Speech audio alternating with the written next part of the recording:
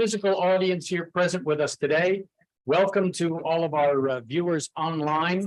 And in particular, we're pleased that we have the opportunity to broadcast this over C-SPAN, Fox News, and a number of other outlets to the internet. So glad to have everybody here for today's event.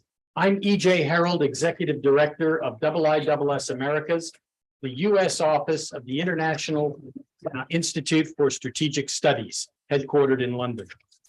Today's event is titled Ukraine, Back to the Future, parentheses, of Warfare, with a question mark. We're going to be talking about lessons learned from the current conflict and what it might mean for future conflicts. For those online, please look for the Q&A function on Zoom and go ahead and type your questions into the Q&A box, and we'll try to get to them through our moderator in the course of today's event.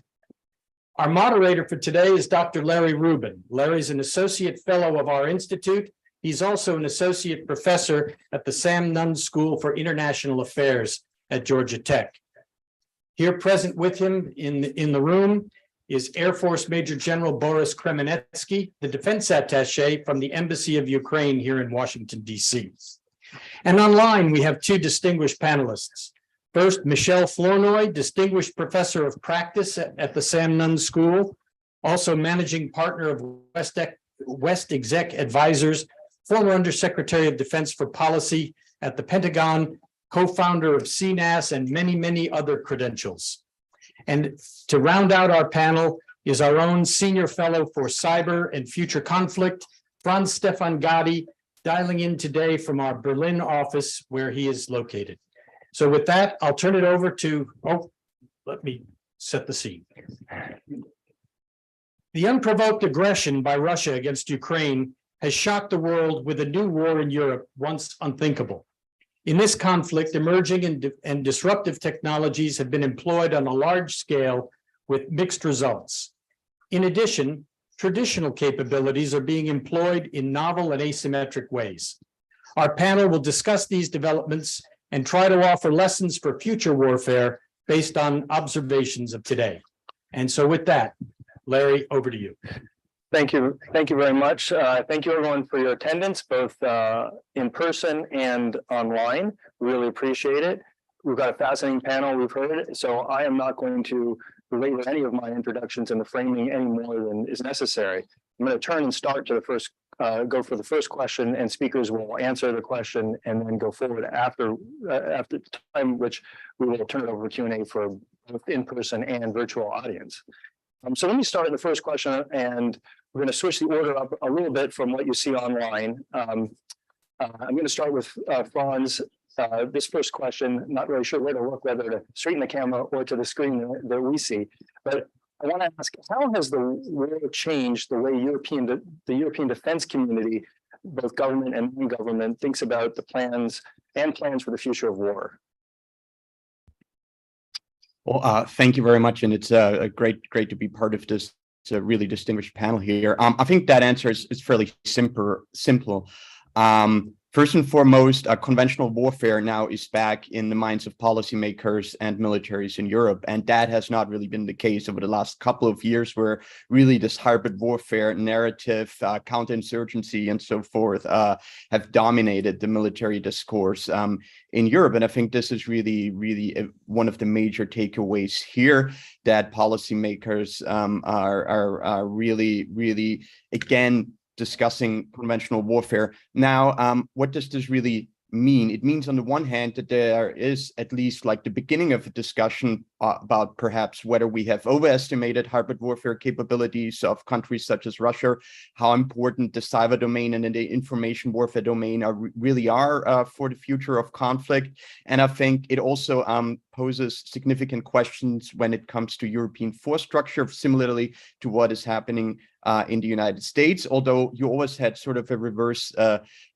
debate in Europe vis-a-vis the United States. In the US, I think a lot of time is being spent essentially to convince lawmakers, but also the, certain elements of the military to give up so-called legacy platforms and some other conventional capabilities, where In Europe, it's the other way around. It's really about convincing European countries not to give up conventional capabilities in a way, at least over the last decade, and to preserve at least the core of conventional capability for conventional warfare. Because, as I said, over the last decade, this was not really seen as an issue that European policymakers really would need to take seriously. And I think the debate is really going in various directions, and I'm just going to perhaps mention a few. One is really there's a big debate happening in Europe. What do we do with our reserve forces? Some countries in Europe still have conscription, as you all know. Others have an all-volunteer force, but there's really a bigger debate how to better integrate reserve forces into defense planning, whether we need to switch to more total defense concepts, and then really how to go about this in a very sustainable manner. Another big issue, and that issue, of course, also has popped up in the United States, is the war in Ukraine has really led to a really in-depth look into the inadequate munition stockpiles that most NATO countries and European countries in general really have, particularly when it comes to precision-guided munitions. And this is also something that, for the first time, I see policymakers take a serious look at. The third problem, I think, that the war in Ukraine has also presented to European policymakers here is really that there are still significant interoperability challenges within NATO, and then also countries that are not part of NATO who use NATO standards though. And for example, as it turns out, right, a 150 millimeter round that is used on the Panzerhaubitze 2000, the German self-propelled howitzer, cannot really be used in a French Caesar self-propelled howitzer, and vice versa. So there are really some significant interoperability challenges, even within an alliance such as NATO, which has been around for decades and has set standards. And I think this is really a big takeaway from this conflict as well. If I am just permitted to perhaps make one last point before handing it back to the moderator, is we've had really a lot of panels over the last months about lessons learned about this ongoing war in Ukraine, and perhaps it's also a bit time to look at some of the wrong lessons that we potentially could take from this war in Ukraine, particularly when it comes to the emerging technological capabilities. And I think not every wars are essentially not fairly similar, right? Every war is really very context specific in terms of geography, forces that oppose one another, and so forth. And this is very much true of the war in Ukraine. And I think, if we extrapolate too much and make too many general assumptions or generalizations from this war, we risk again being fairly unprepared, or perhaps betting on the wrong horse for the next war. And I'm just saying this because I woke up this morning and noticed on Twitter that it's the 49th anniversary of the start of the Yom Kippur War. And the Israeli Defense Force during that war really had a tough time in the first few days of that conflict, because they took the wrong lessons from the war they had fought previously, the 6 Days War, and really had to pay with blood for the mistakes that they made. So I think it is also important to focus on some of the wrong lessons. And I think one of the wrong lessons that we are taking, at least in Europe, from this conflict, and perhaps even in the United States, is this idea of safe havens. The reason, for example, why you have this big role that commercial companies are playing in Ukraine, that is, Starlink, satellite constellations, various internet, high-tech companies, including Google and Microsoft and so forth, supporting Ukraine and so forth, is because these companies essentially can really operate from safe havens that you might not have in the great power war involving, for example, China and the United States. Safe havens that prevent these companies essentially being targeted by kinetic weapon systems such as hypersonic missiles, or weapons, by non-kinetic means, for example, really strong offensive cyber capabilities that could potentially be used. I know the cyber dimension is a whole separate subject here, but I think perhaps we make a mistake here in over-relying on, for example, commercially available off-the-shelf solutions, and in a future great power war, just because what we're seeing right now works so well in Ukraine, but it works so well because, for example, even the Starlink constellations can only work because there are ground stations in Turkey, Lithuania, and Poland that provide this capability, and the Russians essentially cannot hit these ground stations, stationary ground stations, with precision strikes, right?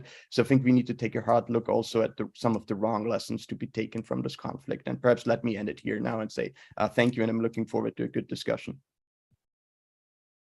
Great, Franz, thank you so much for that and for highlighting a couple of really important issues, the role of the commercial sector in particular, as well as also how hard it is really to analyze in the middle of a conflict. And I think the example you brought up of the Yom Kippur War is one, because if you were to look at the very beginning of the conflict, it would look different from when the resupply efforts for the Israelis took shape or took hold. I want to turn our attention now to Ukraine and this, and to ask our defense attaché to the United States. What do you think the Ukrainian armed forces have demonstrated? They have demonstrated an impressive ingenuity in the use of technology, both old and new, in your fight against Russia. Can you talk a little bit about the thinking behind this asymmetrical response to the Russian attacks? Well, thank you very much, and thank you for inviting me here. I'd like to start that this night again, Ukrainian civilian area was attacked by Iranian drones, and we have casualties among civilian population. So the war which continues in Ukraine, it's a war against Ukrainian country, Ukrainian nation, and the Ukrainian population. I just want to mention that 420 kids were killed, which is confirmed. How many kids were killed today during night attack by Iranian drones, we still have to look at. Concerning situation and how we are fighting, combining old and new weapons and technology. I should say that war for Ukraine started 8 years ago, and 24th February, this was full-scale invasion, which we are facing with full range of modern conventional warfare. Only weapons of mass destructions were not used. Cruise missiles, ballistic missiles launched from ships, submarines, strategic bombers, electronic warfare, UAV, all just you name modern technology was used. Not to mention cyber attacks and on critical infrastructure. This 8 years, our armed forces are reforming, as we say, on wheels. We know whom we are fighting with, and it happened that we are fighting with big Soviet army. Despite there were a few major mistakes done, and previous speaker mentioned, was big overestimation of Russian military capabilities. And it was big underestimation of Ukrainian will to fight and defend its country. Also was big mistake from Russian side. They underestimate international community unification to assist Ukraine. And I should say that without this support, it would not be possible to sustain, it would not be possible to save many lives of our civilians, and to save some our infrastructure. War, I was talking about technologies. I would say that we can talk hours starting from informational technology, artificial intelligence, different applications with cell phone, which we developed in Ukraine. Just to give you an example, one application was developed called Green Light. You can transform iPhone into night vision goggle. Another application, Who Are You? It helps on checkpoints everywhere to identify is it the right person or not. And also application Ear Alarm, which allows people everywhere to know that missile attack is going and to go to shelter, whatever. Even this kind of stuff, this kind of technology is used in Ukraine. What is very important, also previous speaker mentioned, Starlink. Starlink, this is gives unique capability to create not only for civilian infrastructure, but also to have to support some command and control C2 as well. And what is very important, and why do we have some success still. It's because we have a very good ICR picture. We use situational awareness as a good tool to conduct our operations. And this is also was done with our own means, but with means which was provided by our partners. Not to mention a specific situation, you know, that we received since 2014. We received some counter battery radar station type of INTPQ 36, 49, 48. But at that time, we did not have self-propelled Western type 155 howitzers. We used to have old Soviet 152 and 122. And we managed to combine old Soviet fire control devices with INTPQ via iPad. So it was done by our people who just engineers volunteered to do it. We managed to create with commercial cameras, we managed to create a picture to have it on the iPad of commanders in the area. So when we are talking about net-centric warfare, which we used to talk 10 or 15 years ago, this is working now. At the same time, using, we all remember when a couple of decades ago, idea was we don't need tanks anymore. We don't need heavy weaponry anymore because we are going to have crisis management operations 6,000 kilometers from Brussels. That was the idea.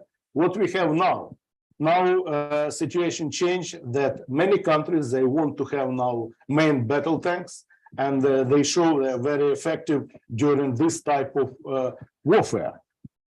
Talking about a good question was about interoperability. You can imagine how we have now, at this moment, up to 7 platforms of self-propelled 155 howitzers. We have more than dozens platforms of armored vehicles. And this creates situation about how to maintain, how to support them, and so on. So, but again, we talking about interoperability, it's still when you fight for your country, you find the way how to deal with these complicated issues as well. I just started talking about Iranian UAVs.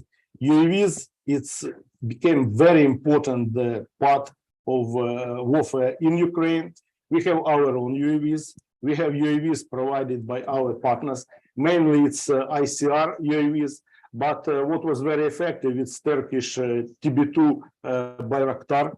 They were quite effective, but there are some other equipment and UAVs which we would like to procure or acquire as well. And also we use some other type of UAVs which are quite effective. What is very important, air defense. Air defense, to have full-scale air defense. This is crucial. Unfortunately, we still working on it. We are grateful for partners who provide us air defense systems, and many of them now we can say combat proven. So I would say that modern warfare in Ukraine, it's a unique combination of some approaches from World War II, I mean, huge artillery fire, tanks, and so on, with modern technology, which allows Ukrainian forces to fight. And also what is very important and what supports our success, it's maneuverability of our forces. We do not have people to put just in trenches on 2,500 kilometers front line, which we have. From this 1,000 kilometers, it's hot front line. So we have to be very maneuverable.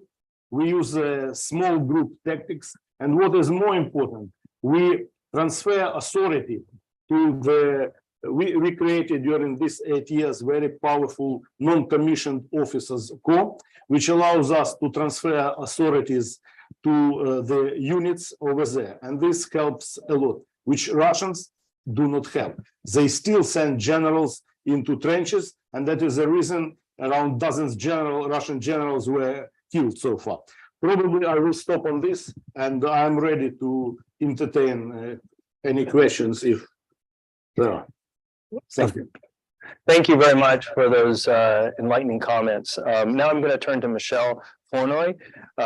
What lessons can and should the U.S. take away from the war regarding the use of advanced and not so advanced technology? Kind of definitely plays off some of what Boris has just mentioned. And is the classification of these capabilities of these emerging and disruptive technologies as disruptive or emerging? Is this even useful? Is this a way to think about things, or should we change the way we're thinking about classifying these technologies? Sure. Well, wonderful to be with you. Thank you so much for hosting this very important conversation, and particularly to the General for participating and sharing his perspective. You know, before I turn to the technology question, I really think that one of the things we're seeing in how this war is playing out in Ukraine is there are some foundational elements that are really critical to success that go beyond technology. The first was the willingness of allies like the United States and others to declassify intelligence early, to actually deny Putin the narrative, to deny his use of disinformation, and to put the facts out so that the world could actually see what Russia was doing. That was a critical kind of foundation on which to build the international coalition in support of Ukraine. Second was figuring out the mechanisms for real-time information sharing with Ukrainian forces so that we could, they could benefit from information not only that they were gathering, but that allies and partners were gathering. And that took a lot of work, a lot of lessons learned there, and we shouldn't lose those going forward. Third was just in the nick of time, the Ukrainians moved a lot of their critical government data and information to the cloud. So it was not vulnerable on physical servers that could be targeted. And I think working with them on cyber defense to enable secure command and control and communication has been an absolutely critical foundational element. Fourth, the training and concept development work that was done pre-crisis. As the General mentioned, post-Crimea, a number of NATO countries sent advisors to work with the Ukrainian military to train them, help them develop operational concepts, advise and assist them. A lot of these were special operations forces in the intervening years between Crimea and the February invasion. And so, when Ukraine confronted a numerically superior, better equipped, at least initially better equipped force, they had some concepts ready to go in terms of how they were going to sabotage tank columns, how they were going to disrupt logistics, how they were going to destroy stockpiles of equipment and so forth. And so that advanced work on training and operational concept development was absolutely critical, particularly to the early successes that Ukraine had in the war and the difficulties that Russia encountered. In addition, I think that you cannot overestimate the importance of the asymmetric will to fight. Ukrainians are fighting for their homeland, for their freedom, for their democracy, for their sovereignty, and the willingness of the population to resist and the ability to organize that population has been critical. So the lesson I take away from all of that is, as we look at others who could be vulnerable to authoritarian aggression in the future, we have to start working now to invest in making them, porcupines, much harder to invade successfully well before a crisis. So we need to focus on that now.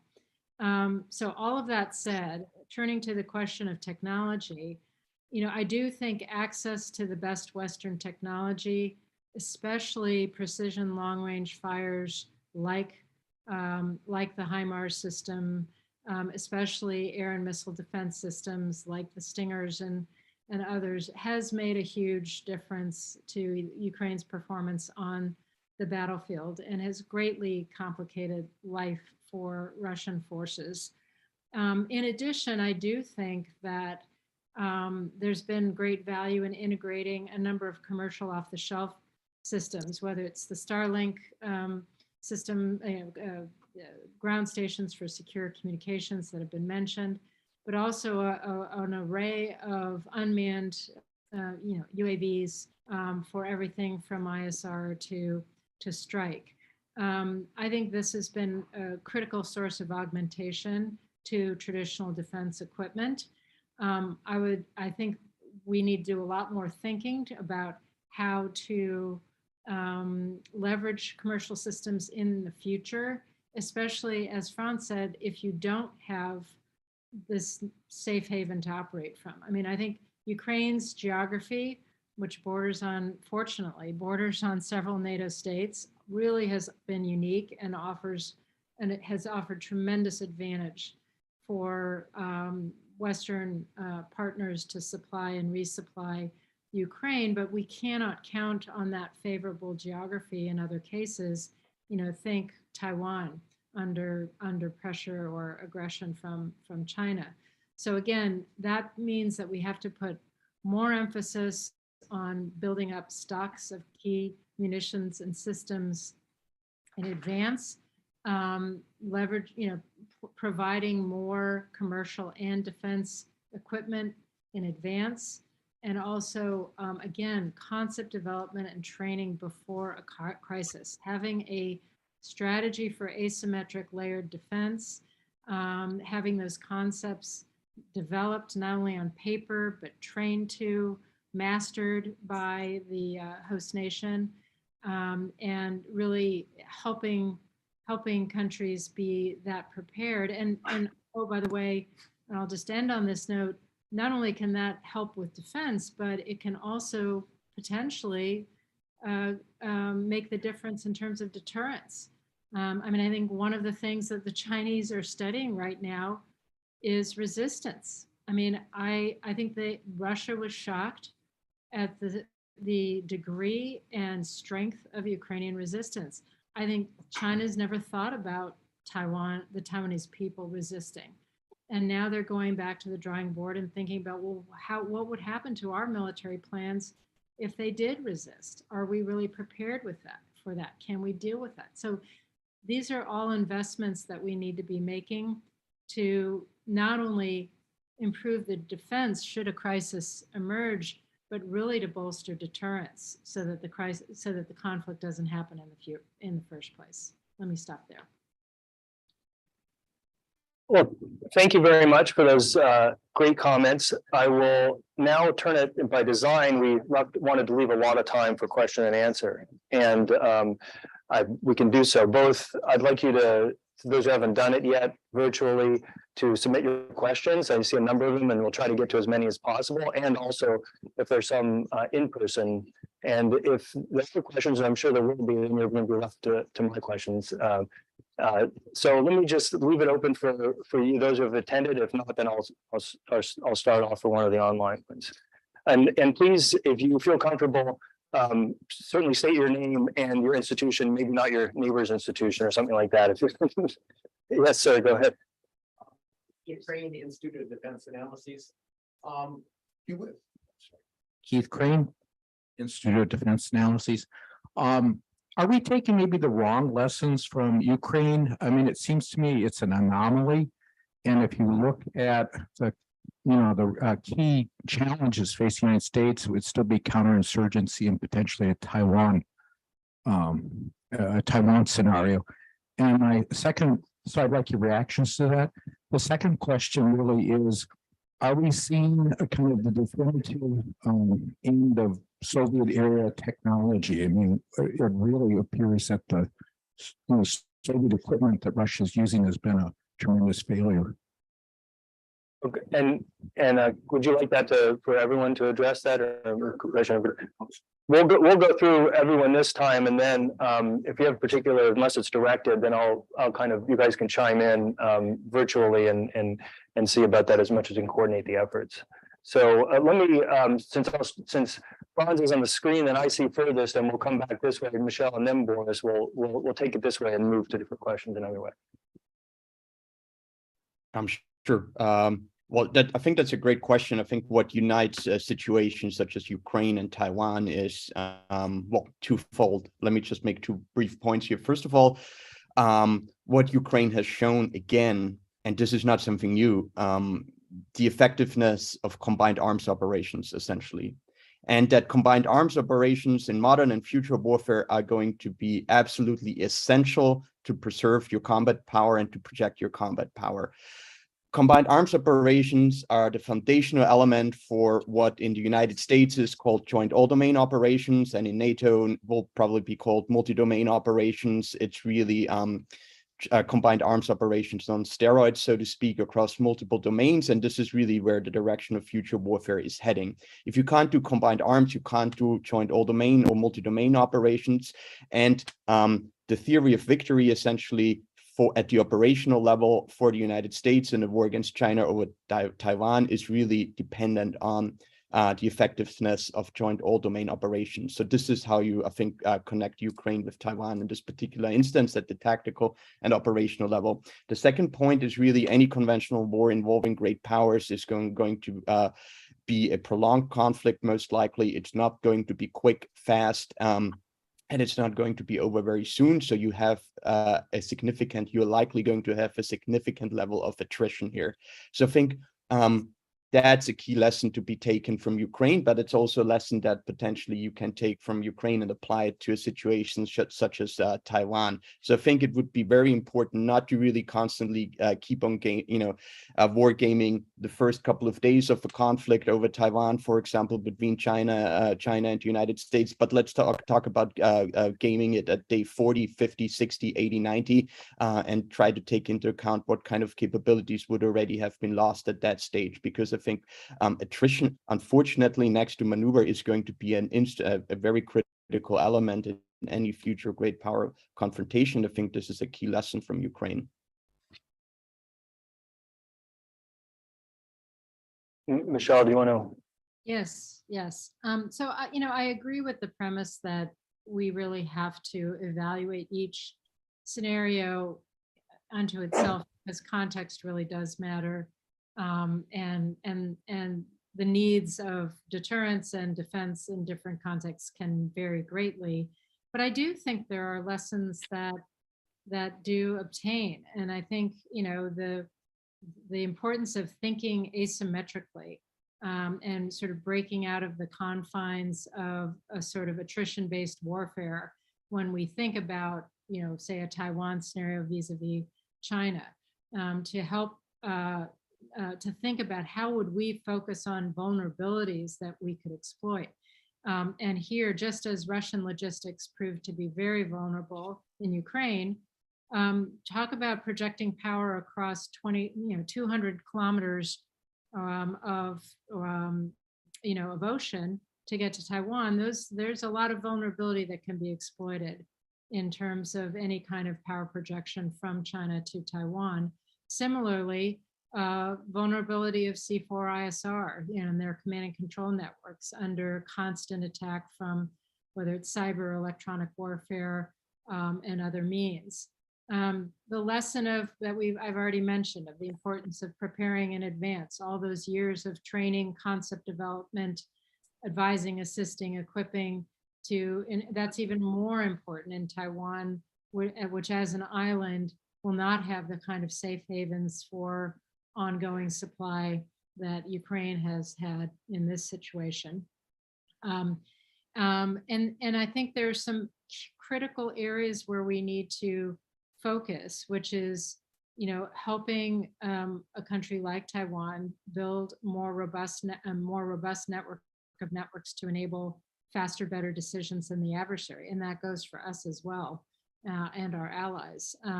That is a key. Decision advantage is absolutely critical.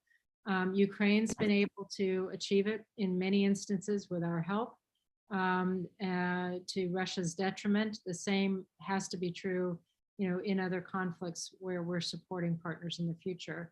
Similarly, human machine teaming, the ability of manned platforms to use swarms of unmanned systems to either complicate or thwart adversary attacks, is really, really critical. And here it's less a question of, trading off legacy systems versus new, and more a question of marrying them. We are going to have certain conventional platforms, legacy aspects of the force that they're just going to be with us for many, many years. The question is, how do we add new capabilities to those that translate into a new source of advantage, both from a technology perspective, and again, can't harp on this enough, this notion of new operational concepts that leverage both legacy and emerging capabilities in new ways to increase impact, be it for deterrence or for defense. I have a question if you want to respond to this or. Oh, I can, Okay, yes, go ahead. but allow me not to comment on Taiwan. I will go directly to Ukraine. So first of all, thank you very much, Michelle. Notice change of doctrines and concepts in Ukraine. This was very important, and it was so-called DIAG, it's Doctrine Education Advisory Group in Ukraine, and also DRAB, which we call Defense Reform Advisory Board. And with these two institutions, we rewrote field manuals, concept, doctrines, everything which allows us to fight now. What we see from Russian side, it's absolutely absence of modern C2 system, unity of command. Still no one knows who is commander of operation on the ground. So there are some commanders in Donbass area, some commanders in southern area. So it's absolutely absence of unity of command. Concerning question was asked about Soviet weapons. We see that Soviet and Russian weapons, which were widely advertised by Russian side, new without equal systems abroad and so on. This is like cartoons, and the proof of this, if you can notice on new Russian tanks, type of barbecue grill on the top of tank against Javelin. It means when they advertise that their tanks can survive after with Javelin or whatever, that is not the case. So they started to put these grills on the top of tanks. So I believe that many countries who were consumers of Russian or Soviet weapons will reconsider this and will switch to another type of weapons. At the same time, having a big quantity of Soviet weapons in Ukraine, we still can fight. We still add to this some modern technology. Good example, which this is not secret, it was in media when we use anti-radar missiles against Russian air defense. And everyone was saw that it is not possible to use Western type of air-to-surface missiles from Soviet-made fighters. It is possible. You just need to put some ability to think and to do it. And we're very grateful to partners who managed to assist us in this. So I would say that at this time, we use unique combination of all type of weapons we have, including self-propelled 152, 122, with new quality and new capabilities of like Panzergaubitze or M109 or Caesar. I can name all the 7 platforms which we have, which are very effective, and including counter battery radars and UAVs, which help us to control. So this is unique combination, which is the way to repel Russian aggression. I'll stop on this. Great, thank you very much. I'm going to actually turn to one of our many questions online. From this first one comes from Michael Gordon, and I'll turn to the general first. From Michael Gordon of the Wall Street Journal, how effective have Iranian drones been, and which bases is Russia using? Are they in Crimea? And I want to kind of, if you can and will, reflect on that one a bit. Can you reflect a little bit more on how this kind of has advised or informed your thinking about warfare in that way? Is something you had thought about before, or how to think about these bases both in Russia or in Crimea? First of all, the question is if Russia asks Iran to provide drones. For us, it's a signal that Russian defense industry is going down. So there is no other way. How they are effective? Every day you can see statistic. We are shooting down 3, 5, 6 this Shahid UAVs, which is with Russian name over the Giran.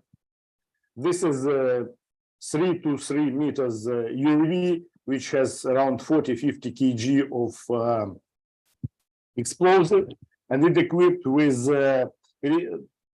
it flies with the help of GPS, Russian GLONASS, Chinese system, and European. So 4 systems which are existing in the world for global positioning, this UAV can fly. It's very noisy, very slowly, and you can hear it from 10 kilometers. But the quantity, we don't know still how many of them Russia has. I'm not going to disclose where they are based now. We are monitoring where they are based. We are taking appropriate measures. But what we see that they mainly focused on civilian infrastructure, because mostly critical infrastructure, it's somehow protected, but they try to hit areas where people live. And today's attack on Zaporizhia and yesterday's, I believe, attack in Kyiv region, it's a good example of this. But it's easy to fight with this UAV. You just need enough quantity of air defense. Especially we use SA-8, it's very effective. And of course, like German Gepard, very effective, or Shilka, old type 23 millimeters, they're also very effective against these UAVs. And also we are looking to destroy the places where they're based and from where they are controlled. I believe that HIMARS are very effective to destroy this type of targets. Great, thank you. I'm going to turn back to our in-person audience right now. I think I saw a tie for first hand, so I'll go to the gentleman in the front row. As long as you don't duke it out, that's it. Sorry. Morning, thank you. Tom Duffy from the National War College. Mainly a question for Franz Grady about wrong lessons and cyber war. Up to the conflict, we saw a lot of speculation about the role of cyber war, the fact that it even replaced kinetics, not at the ISS, I'd point out. But in the war itself, it seems to be the dog that hasn't bit. And so I'd be interested in your views on wrong lessons or right lessons to be taken about the use of cyber in modern conflict. Well, thank you very much for this question. And yeah, it's the big known unknown in this conflict, and it's extremely difficult, of course, to debate any of this in with just access to open sources, so to speak. What has been happening is that as the conflict has progressed, we have ascertained that Russia has indeed used offensive cyber capabilities quite successfully on a number of occasions, but the effect of these operations, because by success I mean essentially they were effective, Russian operators were effective in penetrating Ukrainian networks, but the effect of these operations were temporary and not really long term. So I do think there's some debate to be had about how effective such operations are going to be in any future confrontation. But again, I really would advocate against taking too many lessons from what has been happening in Ukraine, because there were very specific circumstances that perhaps made Russian offensive cyber capabilities less usable than in other contingencies. For example, there's a fair assumption to be made that the Russians didn't employ offensive cyber operations simply because they weren't really planning to deploy these capabilities, because they thought that there wouldn't be much of a war in any case. They were also trying to probably preserve Ukrainian critical infrastructure rather than destroy it, because they intended to use it, and they actually actually were using it in the first phase of the invasion as well, just to communicate with one another, right? So I think there perhaps was not a sophisticated cyber targeting plan that was really embedded in the overall campaign plan. And then again, this plan was essentially cocked up by the FSB and with its many deficiencies, and we've seen the deficiencies at the conventional level. So you might as well assume that also these deficiencies happen in the cyber realm. My second point is it's also extremely hard if you don't plan for offensive cyber operations months ahead of a conventional war. It's going to be extremely difficult to come up with ad hoc cyber capabilities. So I think we can perhaps make a fair assumption that Russia has a certain cyber arsenal, but that its cyber arsenal is primarily targeted at or targets NATO capabilities, and you can't really transfer offensive cyber capabilities that were targeted or that are used to target and intrude and potentially take down NATO capabilities to target all of a sudden Ukrainian critical information infrastructure. That's one point. And my second point again is from the wrong lessons, again, the relative immunity under which certain Western support actually transpires when it comes to the cyber front, because you have government agencies from the UK, the United States, other like-minded countries supporting Ukraine. You have tech companies supporting Ukraine here, and Ukraine also is a very, very particular, very, very decentralized critical information infrastructure, which makes it extremely difficult to achieve, effects at a large scale. But I think this role again from safe haven regarding safe havens also applies when it comes to a lot of this external support that Ukraine is receiving. And again, I think would there be a great power war involving NATO and the United States directly, countries such as Russia and China would have other means to reduce the effectiveness of the support by perhaps using kinetic means, jamming capabilities, electronic warfare, and so forth to disrupt the support. That is not really happening at this stage. Why? We can't really know. Perhaps it's because Russians fear an escalation, perhaps because they fear also from retaliation from the United States, which remains a highly sophisticated cyber power. And I think these are just some of the points here that perhaps are worth thinking about. Thank you. Thank you. I'm going to turn to the next question, so we'll get a few others. Yes. Ryan Babcock Loomish at the Institute for the Study of War. I have a two-part question. The first part is for General Kremenetsky, and the second part is for Ms. Flournoy. What are the capabilities in the next 6 to 12 months that would be most transformative on the battlefield from the Ukrainian perspective? Is it more of the same weapon systems you're already receiving and just in higher quantity, or are there new capabilities that would be most important? And the second part of the question is, what are the assessed red lines from the Western perspective that are preventing us from fulfilling some of the Ukrainian requests for additional capabilities? So second part, it's not for me, right? Sure. Well, I can tell you that 7 months ago, before when war started, and when we are looking for capabilities like HIMARS or even 155 howitzers, the answer was no, because everyone believed that Ukraine is going to give up in 3 days. And we received javelins, stingers, small arms and weapons for guerrilla warfare.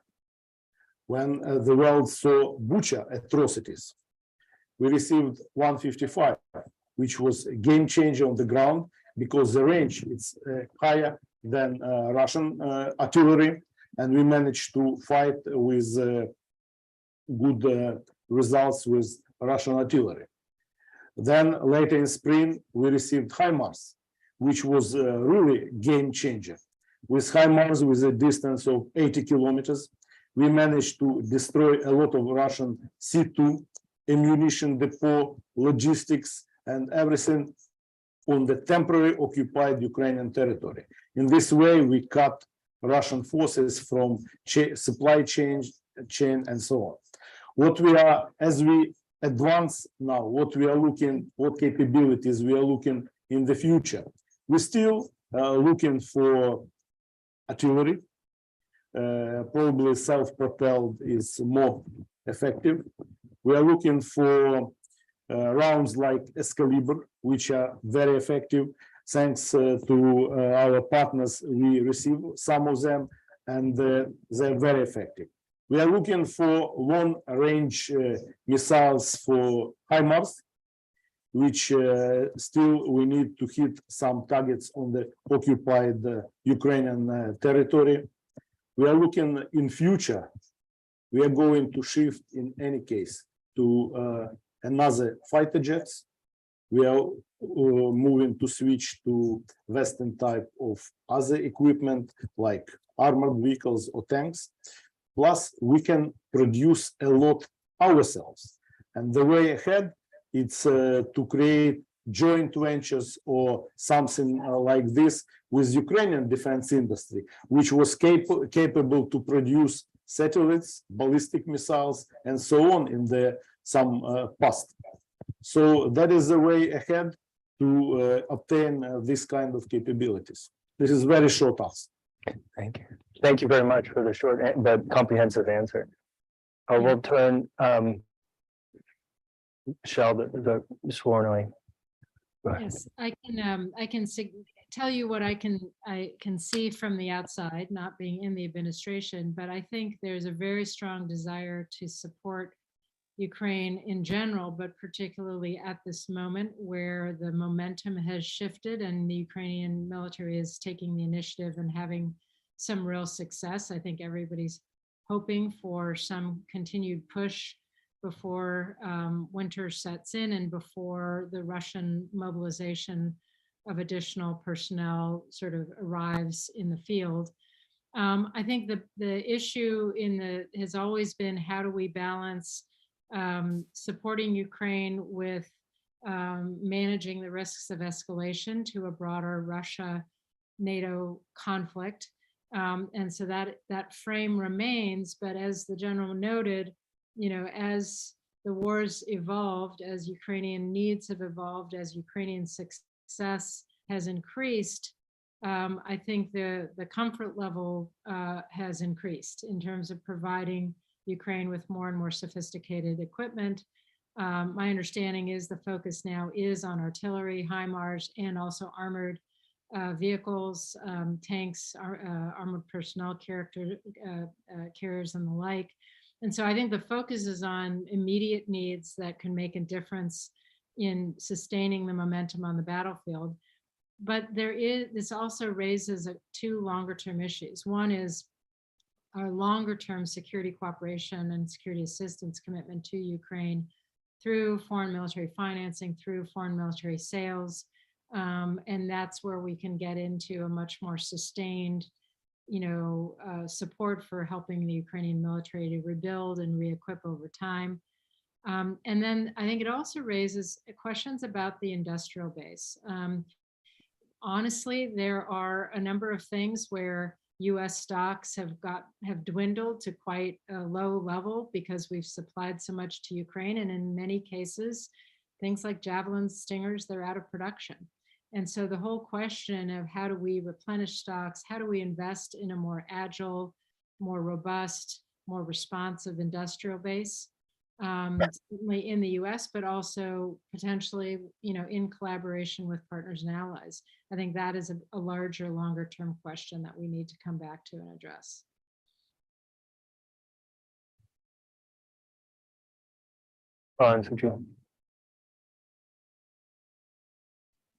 Excuse me. Yeah. Well, I guess 2 quick points here. The first one is I really would like to move away the discussion from just constantly talking about weapon systems. Yes, individual weapon systems are, of course, of a certain importance, but they're not going to be the decisive factor in this ongoing war. And again, I go back to what I said. I think the real importance here is systems that enable the effective application of combined arms maneuver. And just one example, HIMARS have enabled essentially through the degradation of Russian air defense capabilities, command and control knots and so forth, have, for example, enabled the use of TB2 drones. A lot of people, including myself, thought that TB2 drones, for example, would not have been usable for long in such a scenario, where two conventional powers fight it out. With fairly sophisticated capabilities on each side, but it did happen because of a combination, effective integration of these systems. And I think this also speaks to Michelle's point in her previous comment about the need to really integrate, or for a hybrid force structure that integrates legacy platforms with emerging technological capabilities. I do think this is going to be key for any force structure in Europe and the United States over the next couple of decades here. My second point is, I think we underestimate how critical short we are in Europe and the United States when it comes to certain munition types. And I think this is a serious conversation that we need to be having, and I'm sure is actually happening behind closed doors at the moment. But at this rate that the Ukrainian forces are using the munitions, we just can't keep up with supplying them. I just don't see any way here, and we need to find a solution here very, very, very, very fast. Thank you very much. I'd actually like to ask a quick lightning round. I know we're very short and coming to the end of the hour. The question comes from Senator Nunn, and kind of the big picture question for a lot of people might be, and I'm going to ad lib in the end part of it a little bit. Do you believe that Russia, if continuing to lose ground, will use weapons of mass destruction? And what do you think the red line might be? I think we first turn it over to the general. Well, this is not a question to the general. It's about them. I don't have answer on this question. At the same time, we see that Russia hijacked Zaporizhzhia nuclear power station and started to blackmail the world, not today with nuclear tactical weapons, but few months ago when they captured Zaporizhzhia nuclear power station. So that is example what they are doing. So, and a couple of days ago, they arrested director of this power station, and it's very difficult to see what is ongoing there. And this is biggest nuclear power station in Europe, bigger than Chernobyl. So, what is in the head of Russian leadership about? I would avoid to comment. Otherwise, I use some not diplomatic expressions. Are there any other comments from our panelists there? Yes, yeah, no, I think that, we know that Russian doctrine is escalate to de-escalate, put the nuclear shadow over the conflict early to try to constrain or restrain your adversary.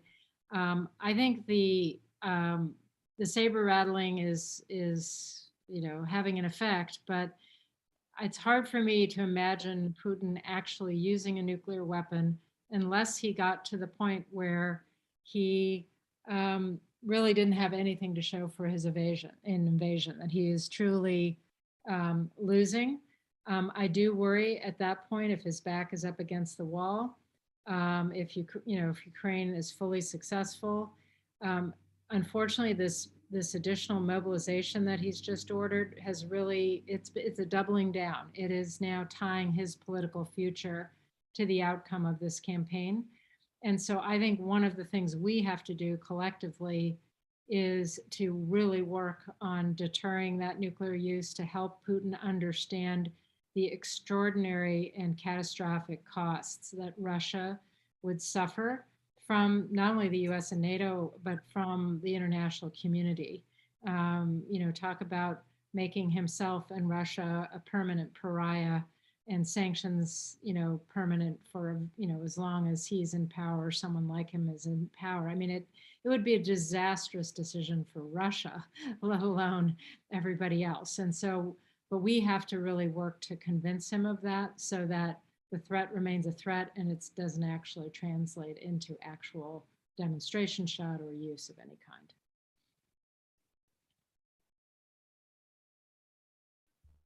If I can just offer one brief comment, and I think, a demonstration would not really solve any of Vladimir Putin's military problems in Ukraine. I don't think Ukraine would capitulate because of a nuclear demonstration over the Black Sea.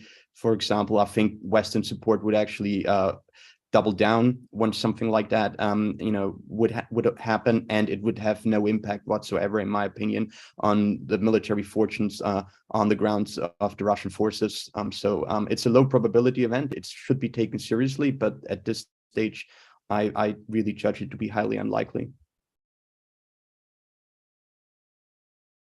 Well, thank you very much for the this event. There were a number of questions in the audience. We didn't get to. My apologies. Hopefully, those who are staying in person will be able to ask at least our in-person panelists here afterwards, and ask potentially each other and continue the conversation a little further. I want to thank the Institute, the International Institute for Strategic Studies here for hosting this event, and all that are live streaming it. We really appreciate it. C-SPAN in particular, and as well as Fox News, and we will hopefully have more events like this in the future. And I know the Double Identity will continue to do this. And thank you also on behalf of my schools, Sam Nunn School of International Affairs at Georgia Tech, and thank you for your attendance.